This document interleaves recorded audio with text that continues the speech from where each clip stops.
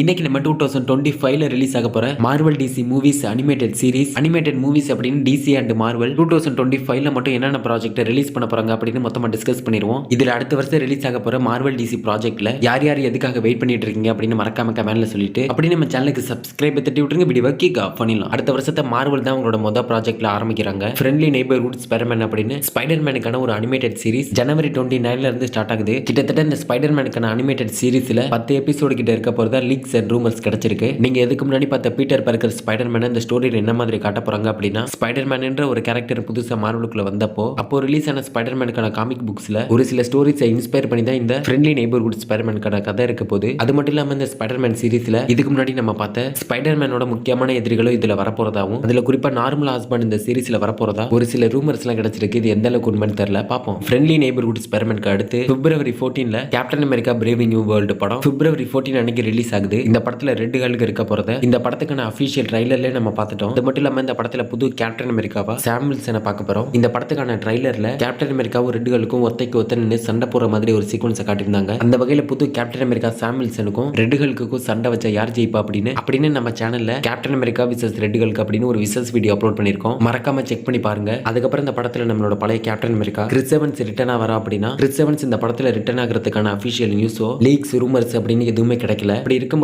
Chris Evans இந்த படத்துல return ஆகிறது டவுட் தான். அதை தொடர்ந்து captain America brave new world படத்துக்கு அப்புறம் daredevil born again series March 4ல ரிலீஸ் ஆகுது. டேர் டெவில் பார்ன் அகைன் முழுக்க இந்த சீரிஸ் ஒரு R ரேட்டட் தான் இருக்க போகுது. இந்த சீரிஸ்க்கான அபிஷியல் டீசருமே ரிலீஸ் பண்ணிட்டாங்க. டீசர் உண்மையிலே பார்க்கிறதுக்கு சூப்பரா தான் இருக்கு. இந்த சீரிஸ்ல மொத்தம் 18 எபிசோடு இருக்க போது. இந்த 18 எபிசோட ரெண்டா பிரிச்சு ஃபர்ஸ்ட் ஒரு 9 எபிசோடா, அதுக்கு அடுத்து ஒரு 9 எபிசோடா அப்படின்னு 2 பார்ட்டா கொடுக்க போறதா சொல்லியிருக்காங்க. சீரிஸ் முழுக்க ஒரு R ரேட்டட் சீரிஸா இருக்கிறதுனால ஒரு தரமான சீரிஸா இருக்கும்னு நினைக்கிறேன். பாப்போம் என்ன பண்ணிருக்காங்க. மார்ச்ல இந்த சீரிஸ் ரிலீஸ் ஆனதுக்கு அப்புறம் அடுத்து ஏப்ரல் மந்த்ல எந்த ஒரு ப்ராஜெக்ட்டுமே ரிலீஸ் ஆகல. அதுக்கப்புறம் மே மந்தோட ஸ்டார்டிங்ல தண்டர் போல்ட்ஸ் மே 2 அன்னைக்கு ரிலீஸ் ஆகுது. அடுத்த வருஷத்துல ரிலீஸ் ஆக போற one of the best action sequence மூவில இந்த படமும் அதுக்கான ஒரு இடத்தை பிடிக்கும்னு நினைக்கிறேன். இந்த படத்துக்கான அபிஷியல் ட்ரைலருமே ரிலீஸ் பண்ணிட்டாங்க. சென்ட்ரி பக்கி அப்படின்னு இந்த படத்துல ஒரு தரமான சம்பவம் காத்துக்கிட்டு இருக்கு. அதுக்கேற்ற மாதிரி ட்ரைலர்ல பங்கமான சம்பவங்கள்லாம் காட்டி ஹைப்பை ஏத்தி விட்டானுங்க. பாப்போம் தண்டர் போல்ட்ஸ் என்ன பண்றாங்க அப்படின்னு. அதை தொடர்ந்து ஜூன் 24ல அயன் ஹார்ட் ரிலீஸ் ஆகுது. இதுக்கான அபிஷியல் ட்ரைலருமே ஆல்ரெடி ரிலீஸ் பண்ணிட்டாங்க. ட்ரைலர்ல அந்த அளவுக்கு பெருசா எதுவும் இல்லைனாலும் பாக்குறதுக்கு ஓகேன்ற மாதிரி தான் இருக்கு. அயன்மேனை இன்ஸ்பயர் வச்சு தான் இந்த அயன் ஹார்ட் எடுத்திருக்காங்க.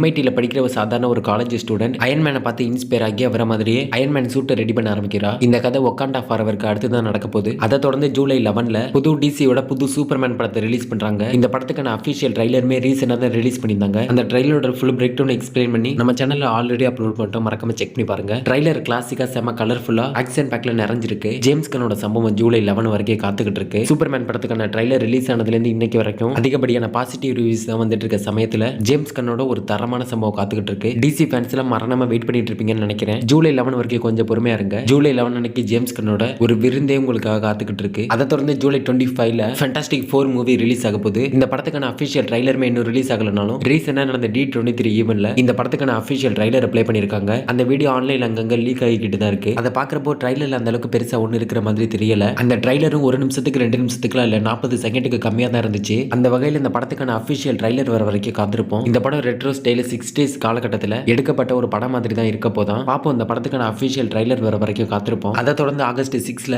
மார்வல் சைட்ல இருந்து ஐஸ் ஆஃப் வக்காண்டா அப்படின்னு ஒரு அனிமேஷன் மூவி ரிலீஸ் ஆக போகுது. இந்த ஐஸ் ஆஃப் வக்காண்டால முழுக்க வக்காண்டாவோட வரலாற்றை பத்தி மட்டும் தான் சொல்ல போறாங்களா. அதுல முக்கியமா வக்காண்டாவுக்கு சொந்தமான வைப்ரேனியம் மாதிரி வக்காண்டாக்கு சக்தி வாய்ந்த பொருட்கள் எல்லாம் பல உலக நாடுகள் அங்கங்க பரவி கிடக்குதான். இதை திருப்பி வக்காண்டாக்கே எடுத்துட்டு வரதுக்காக வக்காண்டாவோட தலை சிறந்த போர் வீரர்கள் அவங்க நாட்டுக்கு சொந்தமான சக்தி வாய்ந்த பொருட்களை திரும்பி அவங்க நாட்டுக்கு எடுத்துட்டு வரதுக்காக அவங்க வக்காண்டா நாட்டை விட்டு கிளம்புறாங்களா. இப்படிதான் ஐஸ் ஆஃப் வக்காண்டாவோட கதை இருக்க போது. அதை தொடர்ந்து ஆகஸ்ட் மந்த்ல பீஸ் மேக்கர் சீசன் 2 வரப்போகுது. 2021ல ஜேம்ஸ் கன் டைரக்ஷன்ல சூசைட் ஸ்குவாட் படத்துல நடிச்சிருந்த ஜான் சீனாவை அப்படியே கண்டினியூ பண்ணி ஜேம்ஸ் கன் பீஸ் மேக்கர் சீரிஸ்னு தனியா கொடுக்க ஆரம்பிச்சிட்டாரு. ஜேம்ஸ் கன் கேரக்டர் டெவலப்மெண்ட் ரைட்டிங்ல சும்மா தெருக்க விட்டுருக்காரு. டைம் இருந்தா செக் பண்ணி பாருங்க. ஒரு தரமான சீரிஸ். சீசன் 2 ஆகஸ்ட் மந்த்ல ரிலீஸ் பண்ண போறதா சொல்லியிருக்காங்க. டேட் இன்னும் கன்ஃபார்ம் பண்ணல, அதையும் கூடிய சீக்கிரம் சொல்லிடுவாங்க. அதை தொடர்ந்து ஆகஸ்ட் மந்த்துக்கு அப்புறம் செப்டம்பர் மந்த்ல மார்வல் அண்ட் டிசி எந்த ஒரு ப்ராஜெக்ட்டுமே ரிலீஸ் ஆகல. ஆனா அடுத்த அக்டோபர் மந்த் ஸ்டார்டிங்ல மார்வல் ஜாம்பிஸ் அனிமேஷன் அக்டோபர் 3 அன்னைக்கு ரிலீஸ் ஆகுது. மார்வல் ஜாம்பிஸ் எப்போவோ ஸ்டார்ட் ஆயிருச்சு. வாட் இஃப்ல பார்த்திருப்பீங்க. அதோட கண்டினியூஷனா தான் இந்த மார்வல் ஜாம்பிஸ் இருக்க போது. இதுக்கான அபிஷியல் ட்ரைலர் எதுவுமே ரிலீஸ் பண்ணலனாலும் இதுல உள்ள ஒரு சின்ன கிளிப் மட்டும் ரிலீஸ் பண்ணிருக்காங்க.